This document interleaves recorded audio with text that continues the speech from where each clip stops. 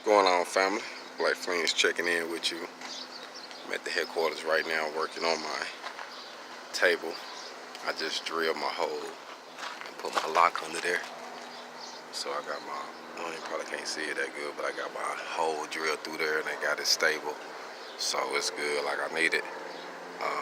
Now I'm about to finish working on this jig and line it all out because I'm gonna make this so I can be able to do multiple jobs on it, but I also want to make it where I can be able to use it for a Pacific jig to make shooting targets and stair hogs out of them. So my goal is to do the stairs and the shooting targets on this, and then other lay down stuff that I'm gonna be doing.